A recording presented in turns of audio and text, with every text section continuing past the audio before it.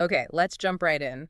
What if I told you that understanding ancient military strategy could actually help you win your next negotiation? Sounds like a bit of a stretch, maybe. Maybe, but that's what we're doing in this deep dive. We're looking at The Art of War, the classic by Sun Tzu. Right. But not just reading it. We're digging in to pull out stuff that's, well, surprisingly relevant for you today. Exactly. And what's cool is we've got different takes on it. There's a French translation, an English And one. commentaries from guys like Tao Tzu and Tu Mu, Yeah. historical figures weighing in. It gives you a much richer picture, Yeah, different angles. totally. So our mission here for you listening is to cut through all that and grab the key ideas, those sort of aha moments about strategy, leadership, conflict. Without getting totally swamped in ancient history. Quick knowledge, but deep. Right. So let's start with something that feels really modern. Knowing your team. Like really knowing them. Yeah, the French text really hammers this. Hmm. Sun Tzu says you need basically a catalog of your officers, notes on their talents, their capacities. It's not just a head count then. Not at all. Hmm. It's about optimal deployment, knowing who fits where. Like you wouldn't use a screwdriver to hammer a nail, right? Makes sense.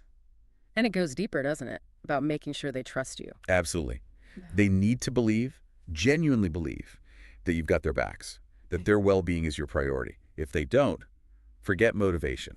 Yeah, that tracks. And then there's that image, stones against eggs. Oh yeah, stark, isn't it? It's about the sheer advantage you get from proper preparation, from understanding the situation better. It creates this massive disparity. And winning secretly while attacking openly, what's that about? Sounds tricky. It's very strategic. Think chess. You make a move that looks like the main attack, but your real goal, the checkmate, is being set up somewhere else. The opponent doesn't see it coming until it's too late. Okay. Let's switch to the English translations. Discipline and accountability seem huge here. Oh, absolutely central. Sun Tzu is crystal clear. If commands are confusing or people don't get them, that's on the general. His fault. Right. But if the orders are clear and people still disobey, then it's the officers under the general who are responsible. It's a clear chain. No ambiguity there. None. And he backs it up with that pretty dramatic story, right? Executing the leaders of the king's favorite concubines' training companies. Whoa, even when the king objected. Even then, Sun Tzu basically said, look, in the drill yard, my orders are absolute. It wasn't just about them. It was a massive signal about standards, non-negotiable. Wow, imagine the silence after that. It sends a message. Rules apply. To everyone, no exceptions. Exactly. That kind of consistency builds trust. People know where they stand. Crucial in the army, crucial in a company today. Makes you think, doesn't it? How often do we really stick to standards when it gets awkward? Good question. Now, it helps to put this in context. Tao's preface. It links this military thinking to, like, the whole tradition of governance. He references classic texts. Like the Lun Yu I Ching. Yeah, those big ones. It shows military strength wasn't seen as this separate, aggressive thing. It was part of maintaining order, part of good government. So not just war for war's sake. Definitely not. Cao Cao actually warns about going too far, either way too warlike or too peaceful. He uses examples like Fu Chai and Yan Wang. It's about balance, knowing when to use which tool. The wise leader keeps the peace, if possible. Right. Force is the last resort. It's pragmatic. Use it only when you have to fix a problem or restore that balance. And winning. It's not always about having the bigger army, is it? Sun Tzu argues strongly against that. He says you can win against a bigger force. He points to the state of you doing just that. So it's about strategy, preparation. Exactly. Exploiting weaknesses. Thinking smarter, not just throwing more people at the problem. There's that analogy, too, about the enemies in the boat, Wu and Yu. Ah, yes. Classic. These two states hated each other, but stick their people in the same boat during a storm. Suddenly they cooperate to survive. Because the immediate threat overrides the old conflict. Precisely. It shows how shared circumstances, a common immediate goal, can make even enemies work together. Think about a tough negotiation.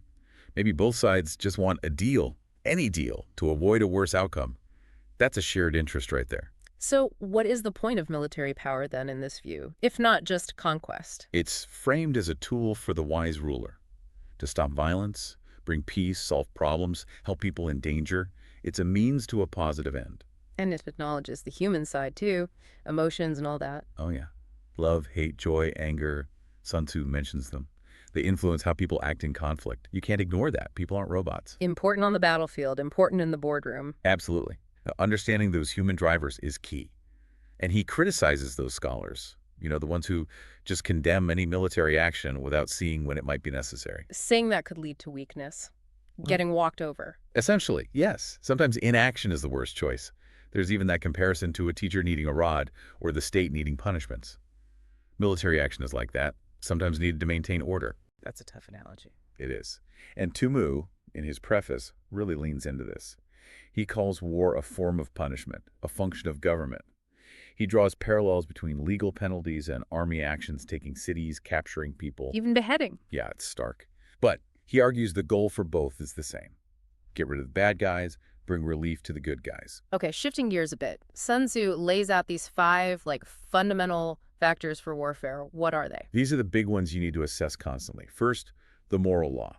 Think of it as how aligned your people are with you and the mission. Do they trust you? Will they follow you into danger? Okay, alignment. Got it. Second, the commander's ability. Wisdom, integrity, courage, compassion, discipline.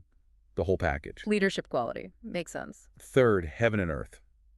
That's basically the environment, the conditions, terrain, weather, resources. The context you're operating in. Exactly. Fourth, discipline. Rigorously enforced. We talked about that. Yeah, the concubines. Right. And fifth, certainty of reward and punishment. People need to know what happens if they excel and what happens if they fail or disobey. No surprises. So moral law, commander, environment, discipline, rewards, punishments. That's the checklist for predicting victory or defeat. Pretty much. They're all interconnected. Weakness in one affects the others. And then, deception. This seems to be the absolute core. It really is. He flat out says, all warfare is based on deception.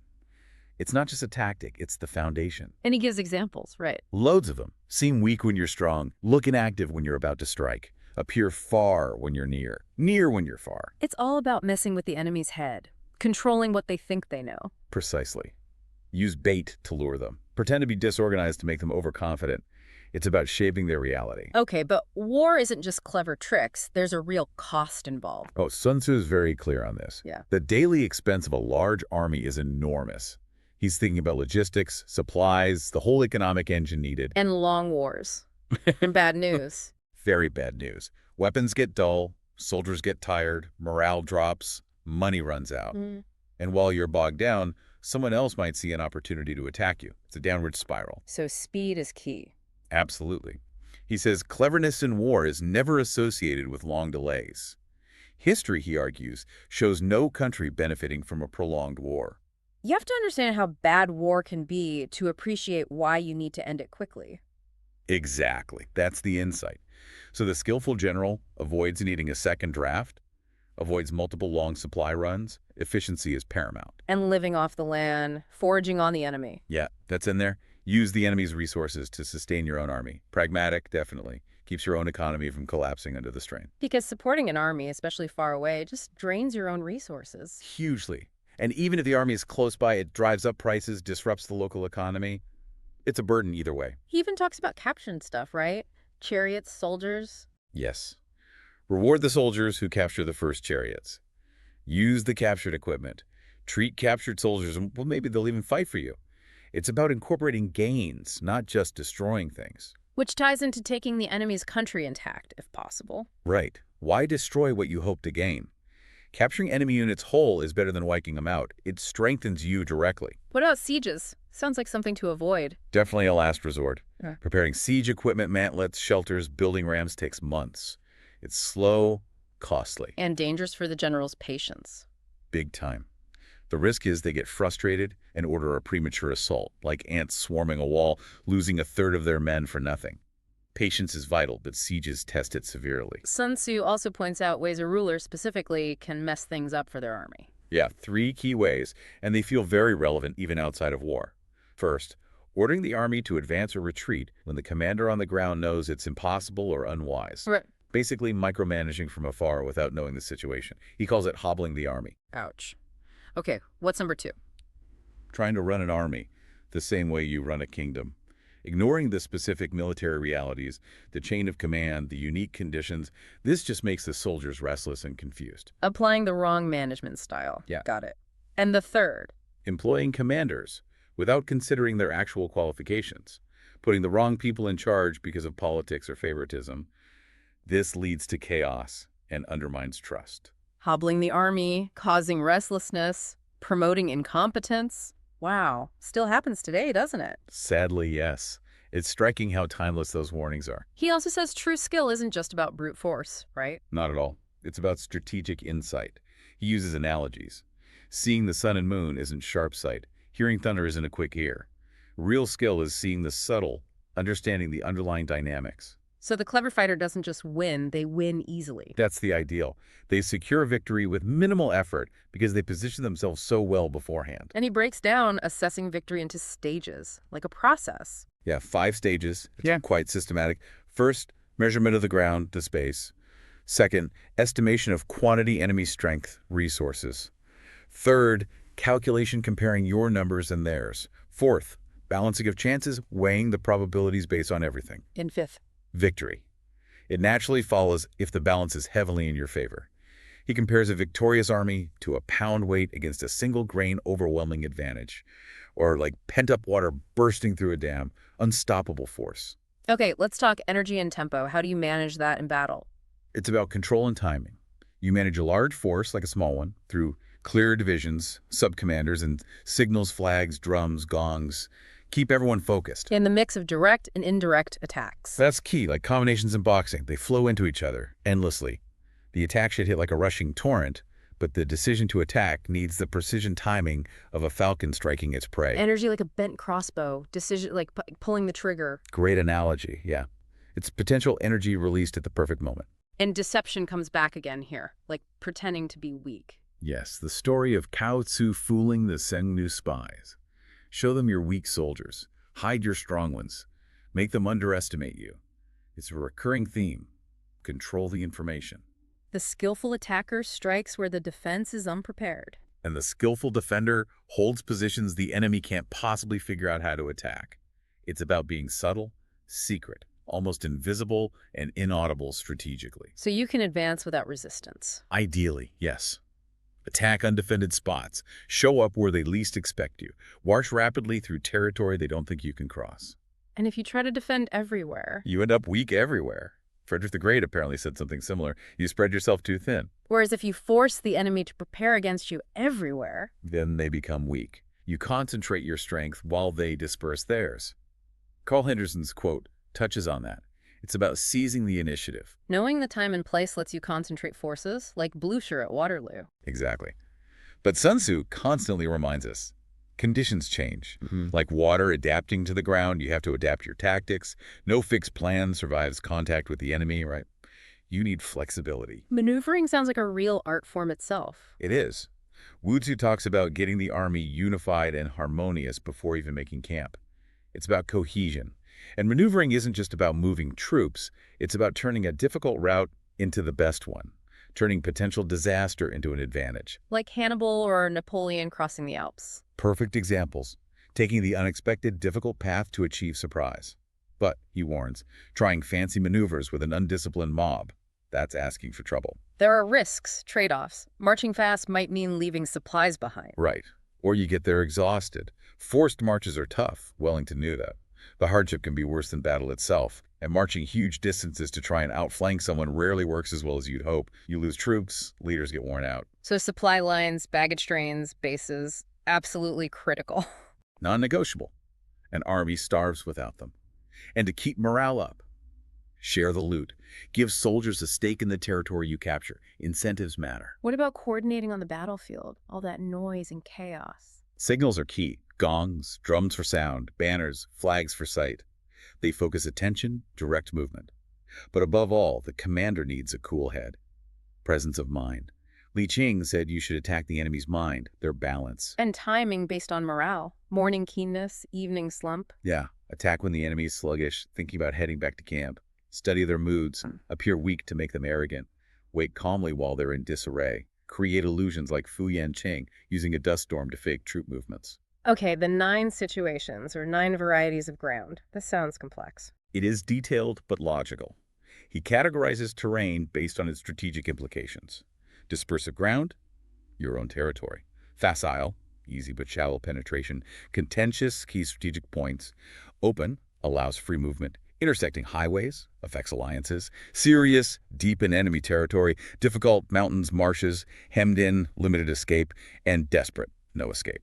And for each one, there's a different approach. Exactly. On dispersive ground, focus on unity. Facile, keep contact with your rear. Contentious, don't attack head-on. Try to outmaneuver her. Open, try to secure high ground or block the enemy. Intersecting, make alliances. Serious, ensure constant supply. Difficult, keep moving. Hemmed in, use clever tricks. Desperate, fight like hell because you have no choice. The main point being, Adapt. Assess the enemy, assess the ground, modify your tactics. There's no single magic formula.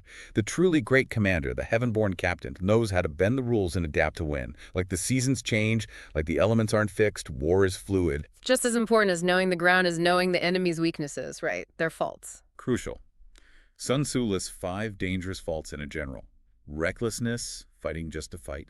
Cowardice, being paralyzed by fear. Irritability, easily provoked, poor decisions.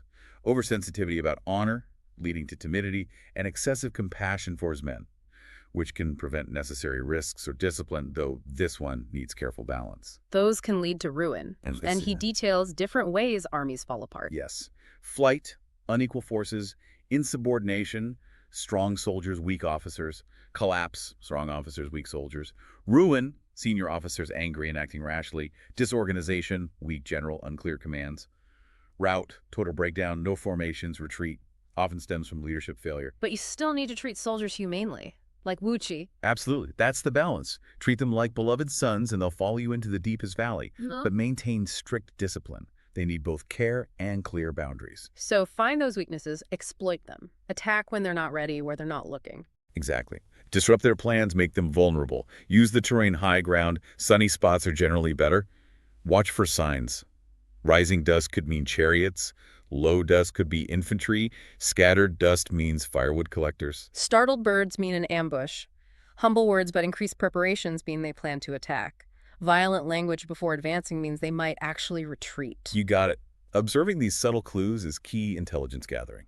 Understand the psychology, the rhythm of battle, the morale shifts. Act unexpectedly. Use the wind. Use the terrain. He compares the ideal army to a snake. The shuai-zhan. Yeah, strike its head, the tail attacks, strike the tail, the head attacks, strike the middle, both attack. It means total coordination, instant response, everyone working together. Unity of purpose, leading them like a single person. That's the goal. And the general needs to be, well, quiet or secretive about plans, upright and just to maintain order, but also able to mystify the enemy and even his own troops about his ultimate intentions. Don't tell them the whole plan, just give them the task, like Lord Mansfield's advice. Precisely. Show them the potential reward, but maybe conceal the full risks until they're committed.